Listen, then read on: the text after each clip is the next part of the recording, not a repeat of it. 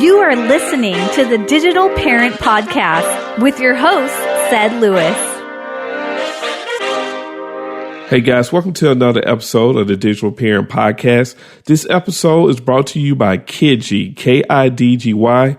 Kidgy is a parental control app that allows parents to remotely monitor online activity, including calls, text messages, apps such as Snapchat, Kik, Tinder. It also provides you your child's current GPS location. And one of the cool features I like about Kidgy is that it has a panic button that allows your kid to send you an alert as quick as possible if they are in a dangerous situation. And most importantly, all of the information that's collected by Kidgy is sent to you in a very user-friendly custom report. So you no longer have to really try to monitor all these different apps on your kid's phone. Just download the Kidgy app and they'll see you everything that they're doing in a report. And make sure you go to the Google Play Store and you go to the Apple Store and download this free app. I think it's really important and it's really groundbreaking what they're doing with Kidgy. Now, on this episode of the Digital Parent Podcast, we want to talk about like online and offline activity of student protesters. We know it's tax season and there's a lot of parents that are protesting our current president.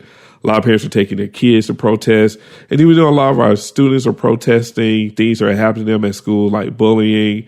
And also a lot of kids are involved in some of the issues with police brutality, i.e. the Black Lives Matter movement. And we want to have my good friend Annie Fox, who is a parental expert, to kind of talk about student protesting. And the reason I chose Annie for this particular podcast is because Annie has a lot of history of being a student protest after the Vietnam War, and she currently still protests today for women's rights. So you will hear a lot of passion in Annie's voice, and she really broke down a lot of good ways for us to sit down and kind of discuss protesting with our kids and how to make sure they're safe if they do go out and protest. So I hope you really enjoyed this episode with Annie. Hey, Annie, welcome to the Digital Parent Podcast. We're so happy to have you on the show today. Well, thanks for inviting me, Ced. I'm delighted to be here. Hey, Annie, we know you're such a phenomenal parenting expert and you wrote so many books on parenting. And we really wanted to get your feedback today on the topic of like kids, teens, when it comes to activism and protesting, because we know in today's political climate, we see a lot of social movements taking place. We see a lot of kids that are going online, Twitter, Facebook, Instagram, and taking part in some of these protests. As a parent, what should we tell our kids about protesting? We should tell our kids first and foremost that it's their constitutional right to peacefully protest.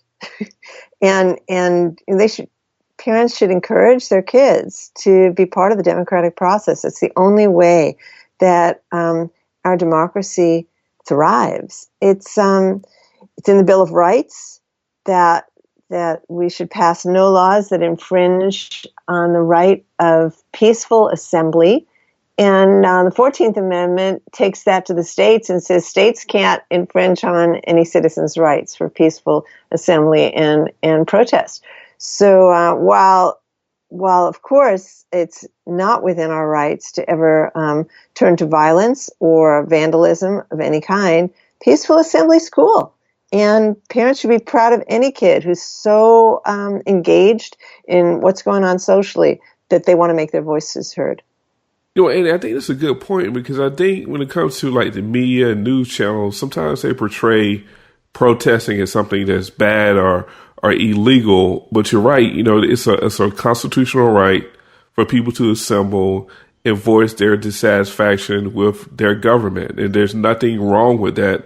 There's nothing illegal by that. But I think sometimes with parents and sometimes with kids, they feel that it's illegal because, CNN, Fox News, all of the major channels are always showing you protesters that are getting arrested, not necessarily the protesters that are peacefully demonstrating.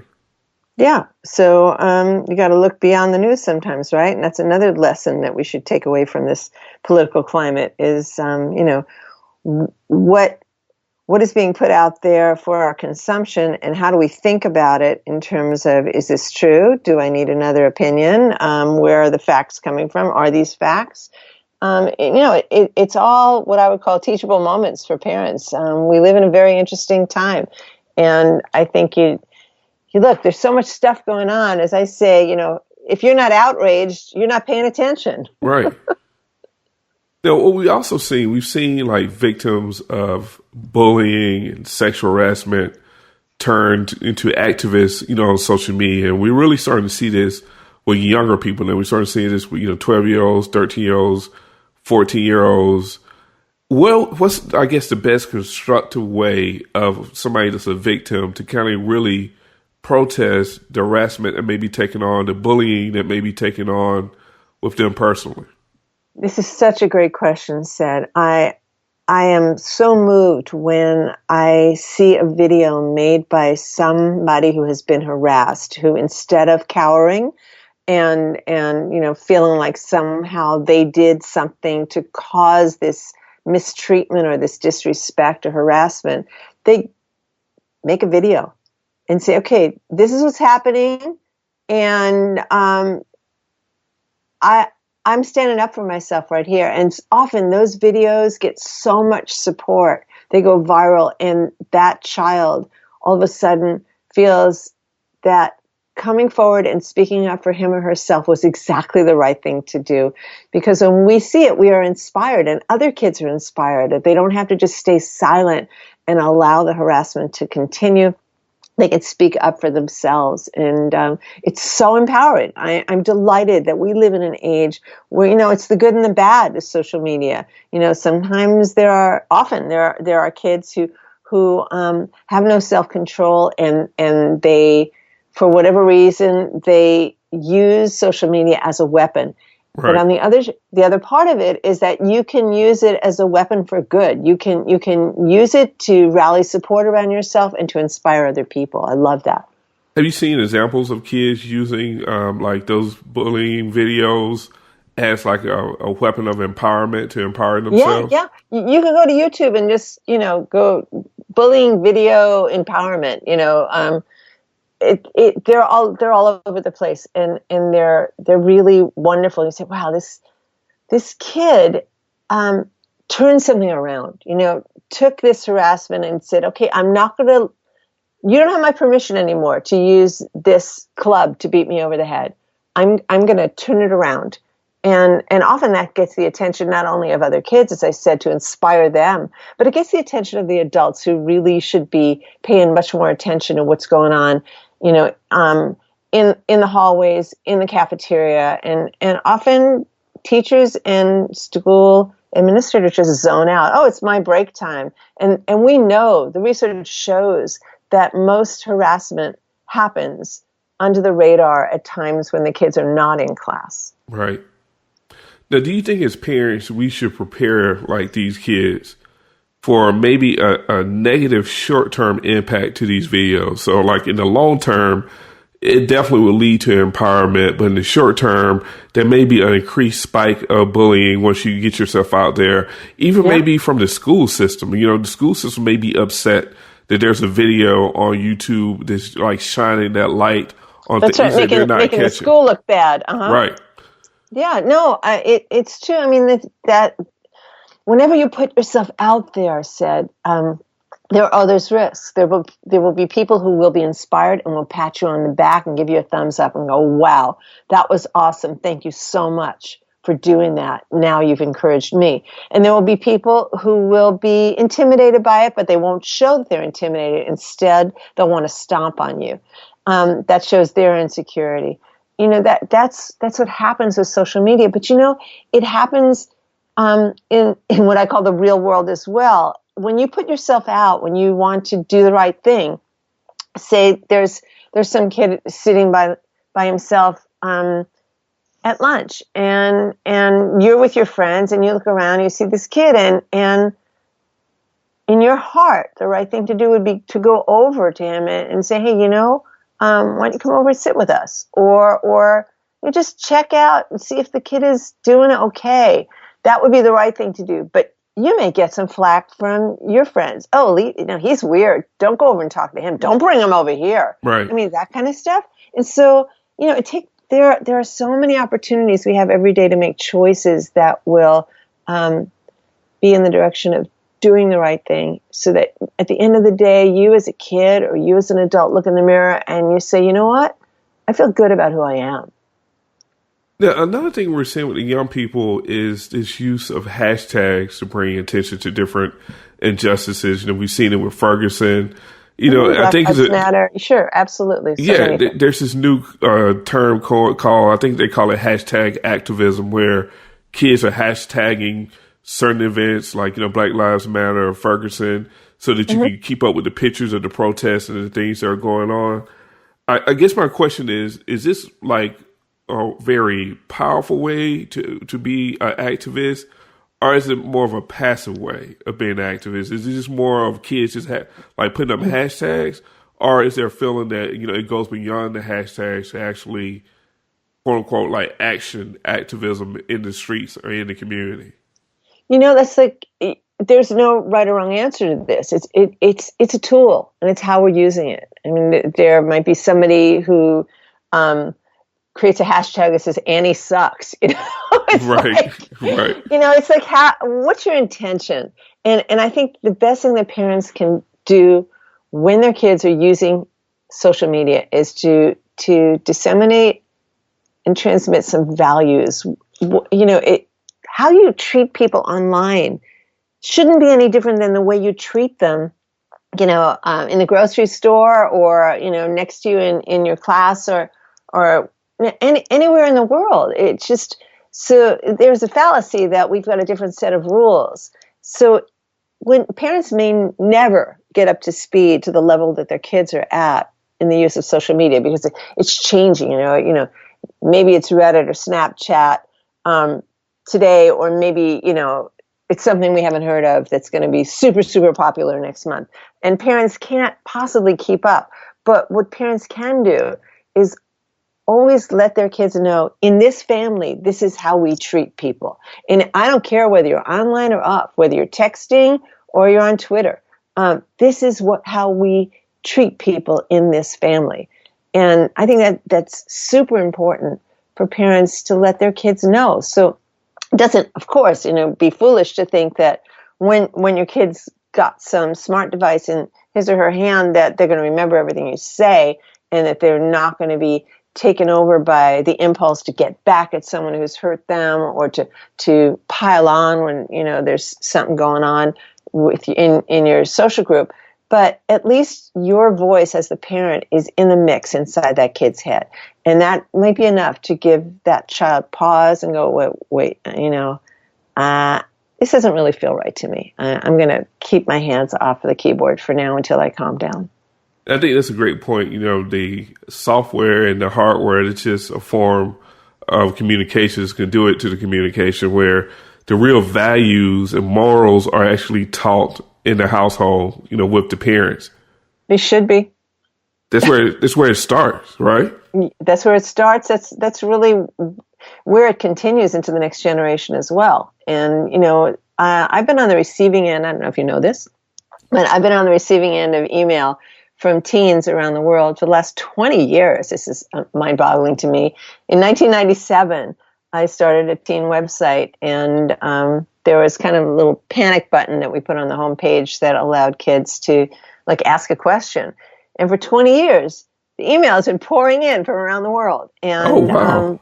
It's all kinds of stuff that you would imagine is, your typical teen stuff. How do I get this person to notice me? How do I win this person's heart back? They dump me and I want them back. How do I get along better with my parents? They don't understand. There's all that stuff. And then there's the whole other level that you and I never dealt with, which is the social media stuff. And when all these peer relationships are playing out online and in very public arenas, that adds so much more stress and confusion to how to resolve it. I mean, when you're under stress, you don't do your best thinking. So my whole thing with parents is that they need to let their kids know, beyond a shadow of a doubt, this is where I stand on these issues. And it may not be, what do I do in this very specific, narrow thing? My friend and I are not talking to each other. She's really mad, but I don't know why. And she's talking about me behind my back. Where do I stand on that issue? It's very, very narrow. But more specifically, it's like every choice you make has a consequence. And whether you're online or off, what goes around comes around. And so I think it's so important for parents to just say, and to live the life. You got to walk the walk as well. It's not just, be nice to people, treat people with respect. If you saying that and your kid overhears your part of a conversation and you're doing just the opposite of treating someone with respect, then, which lesson do you think they're going to get from you? That's right. And one of the things that's very disturbing right now is this fear of parents, kids thinking that, if I engage in, political activism, that it's going to hurt my chances of going to college. Because once I accept that, offer letter and, these schools start, checking out my social media accounts, and they see me at a protest or they see me at Black Lives Matter, then they may take back the scholarship. How legitimate is that fear that, colleges may punish kids for protesting, or fear that if they're protesting in high school, then they're going to protest on campus once they arrive on campus? I go back to what I said at the beginning. It's your constitutional right to peacefully assemble and to protest what's going on in your community, in your country, on state and federal levels. It's your constitutional right. I'm old enough to have participated in anti-Vietnam War protests. Wow. And at that time, the FBI had files on people. They took photographs of people at protests, peaceful protests. And that fear was there. I think that what we see now is so much social activism that's spilling out into the streets that, as long as you are peaceful in your protests and you're not there with the intent to commit violence against another person or against someone's property, then I would think that any college looking at your application, and if they found this, would go, right on. That's an engaged young person. That's the kind of person we want at this college or university. So much better than someone who is in hiding or just like so unengaged that they don't even know what's going on in the news. Education is about preparing young people to become active citizens in a vital democracy. You can't be that if all you're interested in is playing computer games and you have no awareness of what's going on a societal level. So I'd say it would be a plus in your portfolio to get into college, as far as I'm concerned. And if a college had a problem with that, that's not where you want to be attending. That's a good point. Because they're probably going to be suppressing student protests. That's a good point. That could be something that kids could really utilize, like those videos of them being a part of a protest and putting that up on LinkedIn profiles, on Twitter, to kind of show you that, hey, this kid here is socially conscious. Yeah, I mean, look how Obama got his start. Community activism. That's right. Community organizing. I mean, that has to be valued. And if it's not, then we're raising a society of drones. And I don't mean that in terms of the drones over your head. I mean drones like in a beehive. I mean, it's like just soldiers who fall in lockstep. That's not who we are. So, Annie, when you were back in those Vietnam protest days, yeah. did you have any fear as a young person that, hey, I may get kicked out of school, or I may be punished for this, or I may get arrested? Well, I did get tear gassed once, and that was no fun. But I got to tell you, it started on my campus. I went to Cornell University in upstate New York, and this is in the height of, there was so much stuff going on. I felt like it was a real awakening, politically and socially, awakening for me that certainly made much more of an impact on my life than anything that was going on in the classrooms. But really, I think the biggest wake-up call for me was attending an anti-Vietnam War protest in New York City. And there were, it was almost like a repository for all of the college-age students in all of the Northeast, from Boston to Philadelphia to New York and, to DC. Everybody came to New York at that time to be part of this enormous protest. And when I say enormous, this was probably 1971, and there were 500,000 people in the streets, which, wow, and that then, I don't know, it's like, say in 1971 dollars, how much would that be worth? It was a lot of people. And I had this distinct experience. It was, I'd never been amongst that many people marching peacefully down Fifth Avenue. And my experience, looking around, they were all people my age. And I thought, wow, I am part of a generation that's going to make change. And it was thrilling, actually. And within 3 years, Nixon was gone. And I felt like we were part of that, the wind down of the Vietnam War and getting rid of Richard Nixon. And it felt so amazing to be part of this movement of young people. So, yeah, no, I was never afraid, except for the tear gas was not fun, but that happened on campus. But after that, I felt very proud and empowered to be part of it. And it's obviously something that, on January 21st, I was marching with 100,000 people in Oakland, California, across the bay, and felt, for the Women's March, felt like, I've been preparing for this my whole life. Yeah. And I can hear it in your voice. You still, I can hear you come alive when you talk about it. So it never dies. That's social activism. It doesn't. And that's why kids and bullying has been such an important part of my work. It's this idea of what justice is about, and fairness, and power, and what you put up with and what you can choose not to put up with. And I think that's a good point when it comes to bullying, especially like in a school environment, because I don't think as parents we teach our kids how to look at like a more of a larger scale solution to the problem. A lot of parents say, well, ignore the bully, right, report the bully, fight the bully. But we never say, well, you know what? This is more of a systemic issue with this particular school or this particular classroom. We need to shed light on this through protest to really have long-term change of this issue. Yeah, there are schools that do a great job and take their responsibility very seriously. And let's talk about the moral and legal responsibility. There's a wonderful website that if your listeners aren't aware of, it's called bullypolice.org. And the guy who put it together is amazing. And what he did essentially was look through the state laws for all 50 states and gave them a letter grade from A+ to F. And what he's judging is how well do the state laws protect students in schools. And so any parent who's listening to that can go to bullypolice.org, look up your state, and see what actually are the laws on the books here. What are the state laws?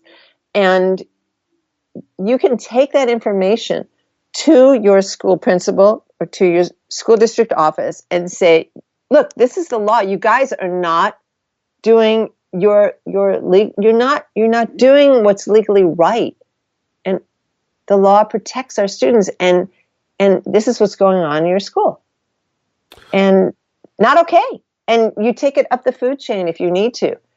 And it takes, that's activism on the parents' part. I mean, sometimes you say, hey, look, you're already, in the 8th grade, you have a few more months left in this middle school, and I know it's been tough, but I'm sure high school will be better, so let's just grin and bear it. And I'm not about that. Right. And I think that's important, and also to figure out what like the school policies are around certain things, because I know here in Atlanta, a lot of kids have engaged in sit-ins, and one of the fears of parents were, okay, my kids are sitting in, which is great, but now they're going to get suspended from school for a week or 2 weeks. Is that going to hurt them when it comes to them applying for a scholarship because they have these disciplinary issues, in their file? So, even though it's okay from a state law, I think parents need to also understand from a school system whether or not there's any type of consequences from that behavior from the school standpoint as well. Well, push back, if the kid's not doing anything illegal, then, school policies, I don't know. Look, I know every school is kind of like its own little thing. and principals and school boards, they sometimes say, we're not necessarily, that may be the law in the books, that may be the Bill of Rights, but no, not here. I just think when parents get together and they make their voices heard, look, we're seeing it across the country now with people going to their congressional representatives' town hall meetings, people who are standing up and being very vocal, and they're saying, no, business as usual is not okay anymore. And in the same way, you say, well, who pays the salary of the school principal? We taxpayers do. So think about it that way. That's right. That'll empower you. Do your job. Well, listen, Annie, you gave us a lot of good information on this particular episode. Where can parents follow you and find more great information about parenting tips or things that they could do with their child or their teenagers? The easiest thing would be for them to go to anniefox.com, ANNIEFOX.com. Everything I do is there, including the links to my own podcast, to my blog. I've written over probably 12 books. You can connect to me on Twitter. And email me. In addition to getting the email from kids, I answer email from parents as well. And I would be more than happy to be an added resource for anybody out there. And what's your most famous book for parents? My book for parents is called Teaching Kids to Be Good People, Progressive Parenting for the 21st Century. And this idea of good people is really what it's about. It's how to help your kid develop a moral compass. Oh, that's excellent. We're going to make sure we put that in our show notes. Well, thanks a lot for being on the show, Annie. We really appreciate it. Oh, my pleasure. Thank you so much for inviting me. Keep up the good work. Hi, guys. I hope you really enjoyed that episode with Annie talking about student protesting. And please make sure you go to Annie's website, which is anniefox.com, ANNIEFOX.com. And make sure you really order her new book, The Girls Question and Answer Book on Friendship. So when you talk about cyberbullying, one of the number one ways that people bully is through gossip, spreading rumors, which is what we call relational bullying. And Annie really tackles this issue in her book. She gives girls 50 questions and answers to those questions on how to deal with people gossiping about you, people talking behind your back. It's really a go-to guide. A lot of people talk about cyberbullying, but nobody really gives solutions. I think Annie does a good job in her book giving those solutions. And make sure you go to iTunes and rate the Digital Parent Podcast and let us know what you think about this episode. We would love to hear from you. Until the next time.